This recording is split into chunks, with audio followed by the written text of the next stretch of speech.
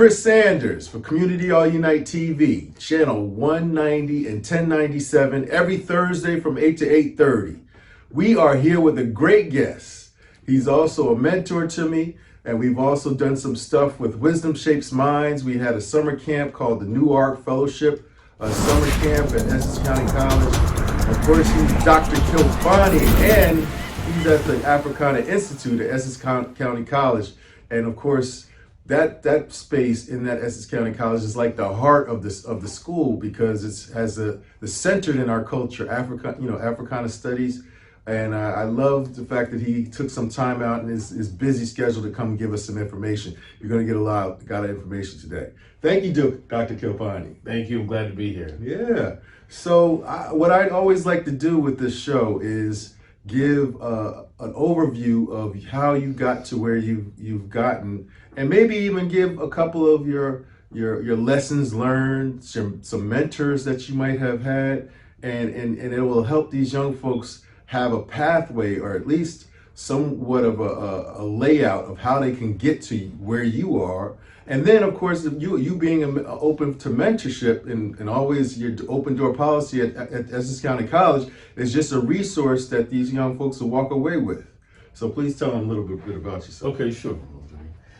So first of all, I'm glad to be here. Thanks, Chris, for having me here. Mm-hmm. And all young folks out there and not so young folks, I'm glad to be in front of you to talk about who I am and what we do, because it's never about me as an individual, it's about where we go as a collective. Sure. And so, look back at my history, I was born in Chicago, Illinois. Right. And then went from there, we lived there for a little while and went to Grand Rapids, Michigan. Mm-hmm. So I spent a little time in the Midwest for a while. Yeah. And then after 5th grade, went to Los Angeles. So I really grew up in Los Angeles, California. Okay. Went to LA high school. Was it Compton? No, I was in Los Angeles, South Central itself. Okay, got it. South Central. Yeah. Okay. So if you saw Boys in the Hood, you know my neighborhood. That was all my stomping ground right there. Mm-hmm. So Los Angeles high school, I was involved. I was a track athlete, everything. Mm-hmm. Grew up in a big family. Yeah. And so we always had people around. My grandparents lived next door. My aunt lived upstairs. Mm-hmm. Another one lived around the corner. Right. So, it was a lot of us. Yeah. And it was always exciting. Mm-hmm. So, but I finally, I'm a first generation college student.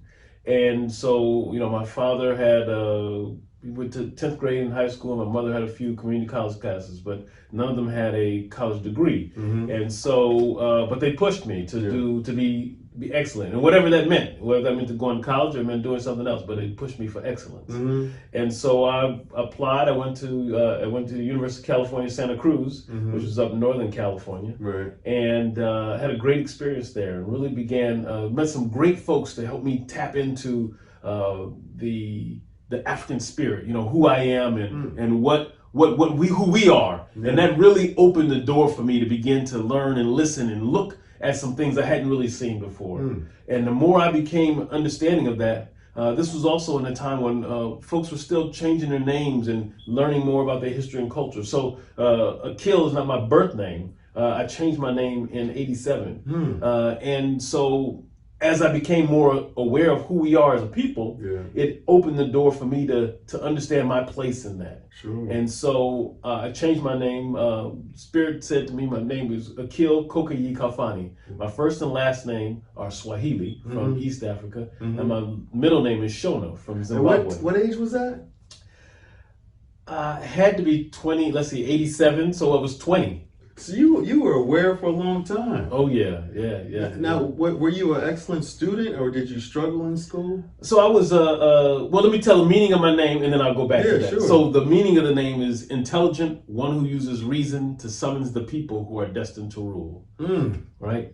Powerful. So we've got to, and that was the purpose of these African names, right? So this is when Malcolm X, the movie came, all that stuff. And when people were thinking about, who they were, because in the Nation of Islam, X meant the unknown. Yes. And so I had friends who changed their names X, but I was like, no, I'm going straight back to what Malcolm was trying to do, and that was to get an African name and be centered on our Africanity. Right. And so that's what happened with me. Wow. So in reference to your question again was... Yeah, were you really an excellent student, or were some people struggling through Oh, no, I struggled. So, I got, that's a good question. So when I was in high school, I mean, I took classes. I did well in classes, but I didn't have a lot of honors classes and stuff like that. So my base was the whatever classes I needed to do what I had to do, and I was I was an athletic nerd. So I spent a lot of time in the books, but also was MVP for my track team my senior year. What'd you run? Oh, I ran everything, man. I ran the 220, the 330 intermediate hurdles, the high hurdles, the 440, the mile relay, the 880, the long jump, the triple jump. Yeah. And on a good day when I was having fun, I do the shot put. I could never throw it, but I still like doing it anyway. Yeah, you still run? I jog, but I don't run like that right. now. But so one of these days, though, I'm gonna get back out there. Yeah. No, yeah. You can jog. You need to run. Yeah, no, I'm a runner. As a matter of fact, when I turned 50, I did a triathlon. Oh yeah? Yeah. You might want to do the seniors Penn relays. Yeah. Well, I'm not a senior yet, but but no, those folks who run the senior Penn relays, they don't play. They be moving. Yeah. But it was just for me. It was when I think about going to college. It was a fascinating time. I had a great time in college as an undergrad. In Southern California, Northern California, we lived in the mountains. Sometimes when the fog would roll up on the down below, we were in the mountains. You could still see the fog covering everybody else below. It was fascinating. Cows on campus and stuff I'd never seen. Deer and all this kind of stuff. Where I grew up, there was no deer. Why'd you pick that school? Not a for a couple of reasons. Well, one, I also applied to other places like Berkeley, UCLA, some other places. But the reason I really liked Santa Cruz was one, because they didn't have grades. They had a narrative evaluation system. So every class you took, they had a narrative evaluation of your performance. And so they looked at how you did over the course of the program. And to me, that was fascinating. I had never heard of such a thing. And I thought that was a great way to merit what someone did. And I was a student who, I got an A in English in high school, but when I got to college, I found out my writing was poor. So my high school didn't prepare me well for college in some regards. Right. And I had to struggle through that. And I had dyslexia. So I was, I was a little slow on reading and stuff like that. And I worked my way through that stuff. So all those kinds of things are part and parcel. But there's never anything, if you put your mind to it, there's nothing that you can't do. Whether it's white supremacy and racism, or it's your own challenges. If you really want something, that you have to believe in yourself, and once you believe in yourself, you push on through the next door. I learned that if the door is closed, you got to knock the door open, or you got to dig under it. You go around it. You climb over it.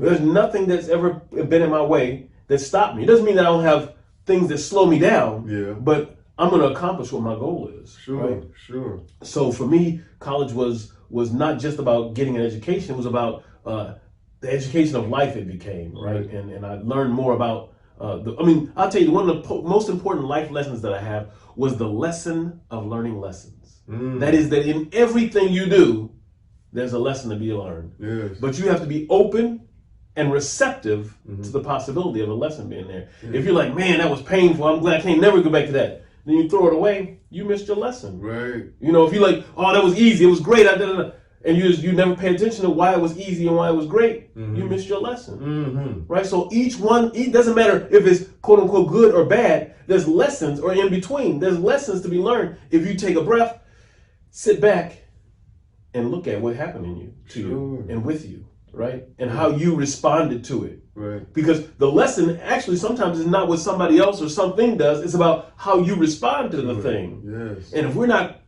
clear on how we are behaving, then we always think it's something or someone else. Yeah. Right? Right. So, I didn't get that because Chris was holding me up. I got that because Chris gave it to me. No. What did you do getting yourself there? Chris opened the door, but you had to walk through it. Sure. Right? So we have to think about even the small steps are lessons, but we ignore those lessons so often, and we miss the lesson itself because we're just going through the process. Yeah. So that's the difference between our ancestors had to move from the idea of struggling to survive to thriving, right? So when you move from survival to thriving, that's a brain shift. right? That's a paradigm shift. So your brain has to function differently when you're not just in survival mode. When you're in survival mode, anything that's in your path is something that is either an impediment or it's something that helps you to get over, right? And so we have to move from this whole idea of getting over to using them as tools, right? What are the tools in your personal toolbox, right? I wrote a book, and we'll kind of get to the things later, but I wrote a book called The Hidden Debate, and in there I talk about that we have to have a toolbox of success. And it's not a physical toolbox, but some of it may be physical, but most of it is, what do you collect in your life course that helps you to get to the next point? Right. Now, when you selected your college, you didn't think about HBCU? Well, did they sell it? Did they sell the college saying that the grade system is part of the attractiveness? I mean, because I don't hear about colleges telling you. Oh no, that was one of their main things. Yeah. Right. Oh, I guess another thing was that the male-female ratio it was like 4-to-1, women to men. So to me, that was that was like. I like those numbers. Half it was 8-to-1. Yeah. So there aren't really no HBCUs on the West Coast, and so I was like the first one really kind of going. My brother had went away to Dartmouth, but I just didn't see. I wasn't interested in the Ivy League at the time or anything like that. I liked the University of California system. I had heard about and thought about Howard. I had a friend who went there, and so that. I had visited Santa Cruz, and I met people there who were really encouraging, and so then that worked out for me. And I was really involved on campus. I started a brother-sister organization. I started a African news magazine. I was involved with something called Tawanas, which is the Third World and Native American Student Alliance. I was on the radio. I was a radio disc jockey for 4 years on our campus radio program. Did you run? Run what? Track. Oh, we so. The only thing that would draw back to me was we didn't have intramural sports. Yeah, you could have probably got a scholarship or something. Yeah, possibly, but I was recruited to go to what school was that? Somewhere out in the cold. It was cold. But I was like, it's a little too much snow for me. Like Utah or something. I was like, no, I don't think so. Right. But the schools was a state schools, one of the great systems. It's the largest educational system in the United States, the University of California system. I believe it is. It might, unless the New York system is bigger, but I believe they're the biggest state public school between the University of California and Cal State schools. It's a huge system. Okay. But it just was the being there, and then the mountains with the redwood trees. It was beautiful, beautiful campus. And then the way they were structured is that they had colleges. So each college had different things. So I went to school originally in computer engineering, and they had the first computer engineering program in the entire country. So that was another thing that attracted me. And so I was doing that, and that was really exciting. But along the way, I got introduced to sociology, and I went to a couple of sociology classes, and it really gave me some tools to figure out how to address the issues, the problems for us as a people. And I looked at education for a minute, but I was stuck with sociology. And sociology is what I majored in. And so I have my master's, my bachelor's, and my PhD in sociology. So, so I worked once I graduated from there, I moved back to LA and worked at the University of California, Irvine for about 3 years. And then I said, it's time to go to grad school. And I applied for a PhD at a bunch of places. Once again, Howard, University of Pennsylvania, what else? NYU, and some schools in the South, and Temple University. And I got a full academic scholarship from University of Pennsylvania. And that was my number one choice. I went to visit them too. And the brother that I wanted to work with there, and everything happened, and so it was beautiful. How many mentors while you were coming to college? Did you have some while you were? Yeah. I had a bunch of folks. I don't know if I would say formal mentors, but people who groomed me, who showed me the ropes on how to think differently and how to analyze the world. Some brothers and some sisters, and they just really kind of helped me to mature as a young man and to be able to look at the world from eyes that I didn't grow up with. Right. If you're gonna pick like one or two like lessons that you learned in that's a really formative time. Yeah. When you're becoming a young man coming from high school to going to college, and of course I've almost got off the track a couple of times doing that. Who kind of what story could you tell us that helped you stay focused? Yeah, I mean, I was part of a group that studied African history and culture. A brother named Zizwe Mtafutu Ukweli. He goes by Zizwe Po now. He's a professor over at Lincoln University. He runs the Africana Studies program over there. But him and his wife, Sister Evelyn, they used to invite us over their house, and everybody would bring food, and we'd come and we'd study African history and culture. One of the first books we read was Du Bois's The World in Africa, and so and then he introduced me to ALD, which is African Liberation Day, which is coming up on May 25th, May 25th every year, African Liberation Day. And so then all that exposure to understanding who we are, connecting to who we are. There's a sister named, she was a psychologist, her name was Dr. Pat Canson, and she brought Dr. Ben to the campus and other folks. And Ben Carr? No, Dr. Joseph Ben Yakinen. Oh, okay.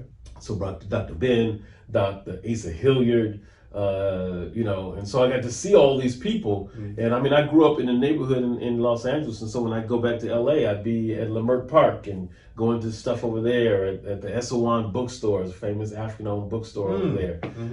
And they always had people coming, and I remember when Dr. John Henrik Clark came out, and then I met Dr. Joseph, Dr. Carruthers, and from New York, and all these people I just kept meeting and getting little pieces of nuggets, and I didn't put them all together at the time. I'm still collecting things, and then after my first year at Penn, my advisor asked me to go to Africa for a month during the summer to do some research. I was like, yeah. They paid for me to stay there. They paid air transportation, food, the whole 9 yards. I had money to do what I had to do, and I was getting paid. So I was getting a salary, and somebody sent me to Africa. I was like, what? Yeah. You gotta say it twice. Right. So I mean, that was such a beautiful time. I met great people. This was in 1994.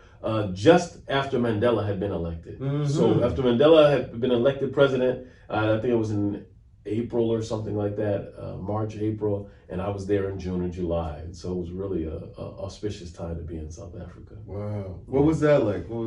I mean, the Europeans there, as still is today, they still feel entitled, and so that as you encounter folks, unfortunately, a lot of times they continue to feel entitled, and that they've done you some privilege by their bestowing their presence upon you. I mean, and it doesn't mean that I have a disdain or dislike for Europeans. I just, I work with lots of folks, but at the same time, I have to create space for the people who are left out of society, right? And the people who've been victims of white supremacy. A lot of Europeans don't like to talk about that stuff, but when I go to meetings and presentations, I talk about it, even with anybody. I don't care who it is. So I'm confident enough in my skin, right? I don't care if I'm running for office or I'm the president of something. These are the things that we need to address. And if people who it rubs them the wrong way, I try to help them to understand that you may be rubbed the wrong way, but other people have been rubbed the wrong way for 400, 500 years, right? Yeah. So let's put it in kind of human context. And so, I just make sure that we address the issues that affect us as people of African descent, right? And we've got to, we have such beautiful legacies that we brought to the world that we don't focus on. Right. Like right here in New Jersey, this part of New Jersey, in West Orange, where the Edison lab is, Thomas Edison lab is. But we think about the light bulb and Thomas Edison, but the brother who actually created the filament worked right there, Lewis Latimer. Right. But we don't think about Lewis Latimer having been right. 10 minutes from Newark. Sure. Right? Yeah. That this is somebody who invented things Yeah. that we need to think about in terms of his contribution to what we do. And Right. I think we have to think about things in ways that we haven't in the past. Right. So when you went to Africa, Yeah. I'm only focusing on this because as a young person and going to somewhere that you've never been before, and seeing all your people or seeing a majority of black people there, African people there, what was the first thing that struck you? Because I think it was a comedian that said the first thing that struck him, I think it was Jamie Foxx, was the smells. No, it wasn't the smell. Yeah, no, I don't. That's ignorance. trivial. That's ignorant. Right. I mean, he's a comedian doing buffoonery. Yeah. He said, but he said it both ways. He says, what does that smell? And then the African says, what does that smell? No, but he got that from, that's what Richard Pryor said 20 years before him, the exact same joke. Right, yeah. But the point is that, but if you look at Richard Pryor has some landmark comedy about the importance and value of Africa. Mm-hmm. And I just think that we've got to, for me, I was like, let me kiss the land. Yes. Let me collect some soil. Sure. I'm home, right? Yeah, and so I went and I prayed, in spaces and places that brothers and sisters still couldn't go, that I had the opportunity to go because I'm a foreigner, so I get to move around and navigate a little bit differently. Mm-hmm. And so we want to make sure that we create spaces for other people to be able to do the same thing. Sure. And I went back to Africa many times, and so I lived in South Africa for about 6 months in the following year in 1995. So spiritually, and culture. When you went there spiritually, because I'm a spiritual person. Yeah. I've shied away from religious things, but I'm focused on spiritual. So when I go to like Africa, the first thing that I'm going to do is try to breathe in, of course, and feel the energy. Because I was watching a movie the other day, and a black family moved into a neighborhood, it was back in the day, but moved into a neighborhood. It's called Them. It's the movie Them. Okay. They moved into a white neighborhood, moved into a house where they found out historically was some culture or white culture that was trying to stay pure, and they ended up burning down the place for some reason, and they were living in like the same location. So that spirit, that energy was still in the soil, and they had to deal with some of the demons that came across there. Like here, we're walking, we don't know where we're walking. We're walking over the bloody trails of African Americans. And we probably don't know why that pressure is on us. Why do we feel so heavy sometimes?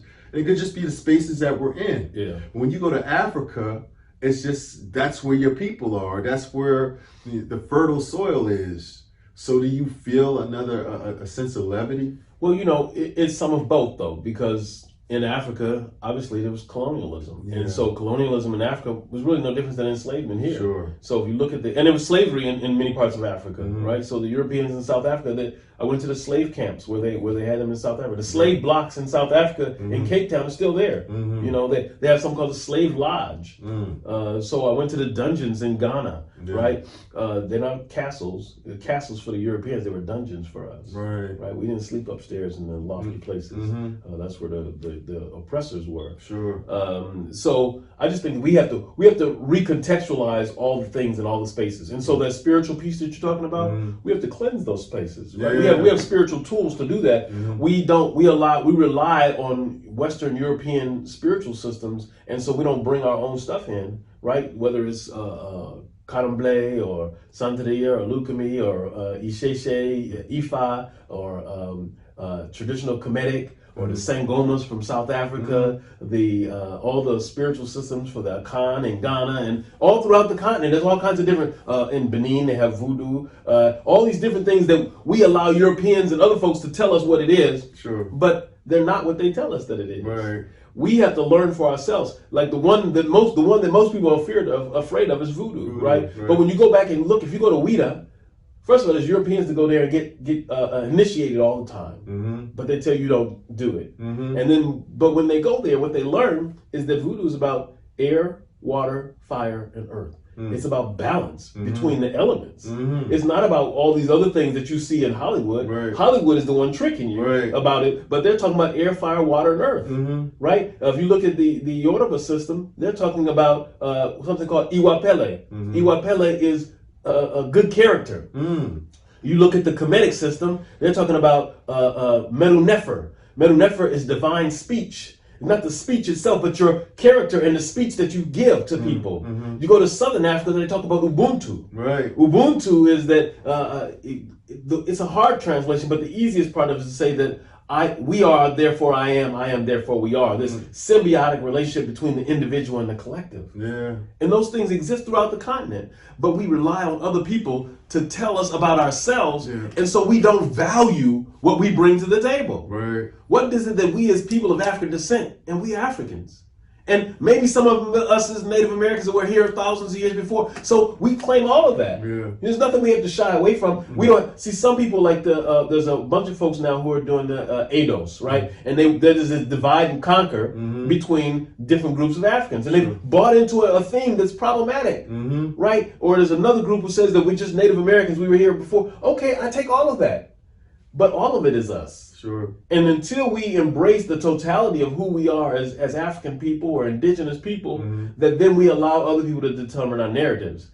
And that, but when we're grounded spiritually, right, we go in and we can listen to the birds. We can feel the air and the wind and hear the trees talking and listen to the bugs and water and see things and understand it. It takes us to another place. So when you get to the continent, you have to cleanse your space just as you do here. Right. Pour some water on the ground. If you light some sage, whatever you do to connect and cleanse and clear, get your frankincense and myrrh. Yeah. Right? Whatever it is you do to cleanse and clear, that's what you do. Right. And that even when you get a building, you know, I was watching this thing on some of the African Muslim culture in North Africa. And one of the things they do before they build things, they were talking about that they cleanse the space, but then at each corner, they put sacred items underneath the pillars that are being built for the cornerstones. Yes. And so that protects and cleanses the space constantly. Yes. What do? We just pour cement down and move on about our business. Right. No, we need to go and understand these things and understand the value. But don't get me wrong now. If you go back and you look at Masonic buildings that were built back in the day, what do you think they were doing? I'm not a Mason, right, but I understand enough of what was going on there, and I understand enough traditional African culture to know that the African culture that they're picking up on is something that recognizes space, right? Whether it's feng shui or something else, that all those things have some value. That you're not limited by that in terms of the context of how you do it. So, got it. So I just think that we've got to be willing to open the doors for folks, and sometimes when the door is not open, then you have to, as I said in the beginning, kick it you gotta create a door. You know. And if nothing else, if I've done nothing else but to have somebody else realize that they can open the door and that they can make a stand and that they can be successful in the process, then I think I've done a decent job. Beautiful. Right? That now somebody else comes and they run as a on the line, or they run independent, but they see that there's no thing that prevents them from putting out 110% effort. And that's what we did, right? I don't care what the numbers look like, and we put out 110% effort. And that's what we're going to continue to do. Sure. Trailblazer. Thank you, Dr. Khalfani. Thank you, brother, man. I wasn't tough on you, was I? Oh, no. I do this, so this is all good. So I want to thank everybody for tuning in. And this was excellent. Did you feel all the information? I hope you had your pen and your paper with you. Yes, Chris Sanders with Community All Unite TV. We are here again, and we did it with Dr. Khalfani every Thursday from 8 to 8:30 on channel 190 and 1097. Over and out. Community. It's a fight now. Right now.